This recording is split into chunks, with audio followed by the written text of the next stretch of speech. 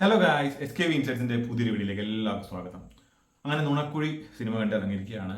ജിത്തു ജോസഫിന്റെയാണ് സംവിധാനം. ബേസിൽ Joseph, Siddique, Manoj K Jayan, Althaf, Baiju, പിന്നെ അതേപോലെ ഗ്രേസ് ആന്റണി, അജു വർഗീസ്, നമ്മളെ ഷൈജു കുറുപ്പ്, ഇങ്ങനെ ഒരുപാട് ക്യാരക്ടേഴ്സ് വരുന്ന സിനിമയാണ്. മൊത്തത്തിൽ ഇതിന്റെ ട്രെയിലർ കഴിഞ്ഞ ആഴ്ച ഞാൻ തിയേറ്ററിൽ വെച്ചിട്ടാണ് ഫസ്റ്റ് ടൈം കാണുന്നത്. ഒരു കോമഡി ഔട്ട് ആൻഡ് ഔട്ട് സിനിമയാണെന്ന് അന്ന് തന്നെ തോന്നിയിരുന്നു. അപ്പൊ അങ്ങനെ എന്തായാലും ജിത്തു ജോസഫിന്റെ സിനിമയാണ്. ഓഫ് കോഴ്സ് ജിത്തു ജോസഫിന്റെ മുന്നത്തെ ഒരു കോമഡി സിനിമ എനിക്ക് എന്റെ മൈൻഡിൽ വന്നിരുന്ന ഒരു സിനിമ എന്ന് പറഞ്ഞാൽ മൈ ബോസ്, ദിലീപിനെ വെച്ചിട്ടുള്ള മൈ ബോസ് ആണ്. പിന്നെ ഇതിന്റെ സ്ക്രിപ്റ്റ് റൈറ്റർ KR കൃഷ്ണകുമാർ, ആള് ചെയ്തിരിക്കുന്ന മറ്റു സിനിമകളും ജിത്തു ജോസഫിന്റെ കൂടെ തന്നെയാണ്, കൂമനും 12th മാനും. അപ്പോൾ എന്തായാലും അറിയാലോ, പ്രതീക്ഷകൾ കൂടും. പിന്നെ ഈ പറഞ്ഞ സിനിമ ആക്ടേഴ്സ്, ബേസിൽ ജോസഫ് ആവട്ടെ, ഷൈജു കുറുപ്പ്, അൽതാഫ്, സിദ്ദിഖ്, ഇവരെല്ലാവരും കൂടി കോമ്പിനേഷൻ വരാമെന്ന് കേൾക്കുമ്പോൾ നമുക്ക് എന്തായാലും തിയേറ്ററിൽ ചിരിക്കാൻ വേറൊരു വകുപ്പ് വേണ്ടെന്ന് നമുക്കറിയാലോ. അപ്പോൾ ആ ഒരു പ്രതീക്ഷയോടുകൂടി തന്നെയാണ് സിനിമ കാണാൻ ചെന്നത്.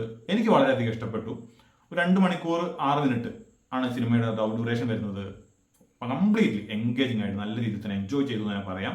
നമ്മൾ പണ്ടൊക്കെ നമുക്ക് വെട്ടം സിനിമയെ കണ്ട ഒരു ഫീൽ ആയിരുന്നു. അതായത് സിനിമയുടെ സ്റ്റോറി ലൈനോ ഒന്നുമല്ല ഞാൻ പറയുന്നത് എന്താ വെച്ചാൽ, നമുക്കറിയാലോ ഒരു സീൻ ബൈ സീൻ കണക്ട് ആവുന്നത്, അത്രയും ബഹളം സൃഷ്ടിക്കുക. പ്രിയദർശൻ സിനിമകളിലൊക്കെ നമ്മൾ കണ്ട രീതി, അതായത് ഇപ്പോൾ വെട്ടത്തിലേക്കാണെങ്കിൽ ആ ഹോട്ടലിനകത്ത് കിടന്നിട്ട് നമ്മൾ ഓരോ പ്രശ്നങ്ങൾ. അപ്പം നമ്മളൊക്കെ ഞാനൊക്കെ ചിന്തിക്കാറുണ്ട് ആ സിനിമയൊക്കെ ഇറങ്ങിയ സമയത്ത്, ഇതെങ്ങനെ ഇത് പേപ്പറിൽ എഴുതി ഉണ്ടാക്കും, അതെങ്ങനെ ഷൂട്ട് ചെയ്യും എന്നുള്ളത് ഭയങ്കര ടഫായിട്ടുള്ള കാര്യം തന്നെയാണ്. അത് തന്നെയാണ് ഇതിൽ അതുപോലെ തന്നെയാണ് ഇതിലും വന്നിരിക്കുന്നത്. ആക്ച്വലി എന്താ വെച്ചാൽ പല പല സന്ദർഭങ്ങളിലുള്ള പല പല ഒരു പരിചയമില്ലാത്ത പല പല ആൾക്കാർ, പല പല സിറ്റുവേഷനിൽ ഇവിടെ കടന്നു പോകുന്ന ആൾക്കാർ, അവരെല്ലാവരും കൂടി ഒരു ചെയിൻ പോലെ കണക്ട് ചെയ്ത് വരുന്നു.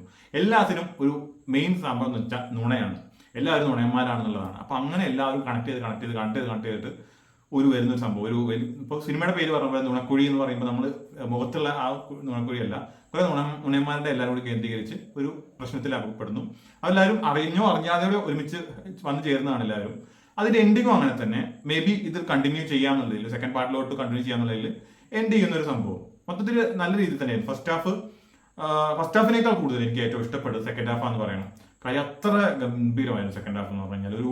അതിനകത്ത് സോങ് ഉണ്ട്, എനിക്ക് ഒരു കേട്ട് പറഞ്ഞ സോങ് തന്നെയാണ് നമ്മുടെ റാംജി സ്പീക്കിങ്ങിൽ കളിക്കളം ഒരു പടക്കളം എന്ന സോങ് ഇല്ലേ, ആ ഒരു സോങ്ങുമായിട്ട് വളരെയധികം ഓൾമോസ്റ്റ് സെയിം തന്നെ ആ ഒരു സംഭവം തന്നെ എനിക്ക് ഫീൽ ചെയ്തത്. പക്ഷെ അതൊന്നും സിനിമ ഒട്ടുതരത്തിലും നമുക്ക് അങ്ങനെ അയ്യോ ഇത് കോപ്പി അടിച്ച സോങ് ആണല്ലോ അങ്ങനെയൊന്നും എനിക്ക് തോന്നിയില്ല. ആ സമയത്ത് ആ സിനിമയ്ക്ക് പറ്റിയ അനുയോജ്യമായ സോങ് എന്ന രീതിയിൽ തന്നെ അത് കൊണ്ടുവന്നിട്ടുണ്ട്. എന്തായാലും ഒരുപാട് ക്യാരക്ടേഴ്സ്, നല്ല ചെയിൻ, ഒന്നും നമുക്ക് സിനിമ കാണുമ്പോൾ നമുക്ക് അയ്യോ ഇത് എങ്ങനെ ഇവർ തമ്മിൽ കണക്ട് ചെയ്യും, പക്ഷെ അത് അവർ തമ്മിൽ കണക്ട് ആവും, ഇങ്ങനെ കണക്ട് ആയി മൊത്തത്തിലൊരു ഓട്ടം. നിഖില വിമൽ, അതുപോലെ സ്വാസിക, ഇവർ ഒഴിച്ചു കഴിഞ്ഞാൽ ബാക്കിയുള്ളവർക്ക് കൂടുതൽ റോൾസ്, ബാക്കി ഞാൻ പറഞ്ഞ അതൊക്കെയാണ് കൂടുതൽ റോൾസ് ഇതിനകത്ത് വരുന്നത്.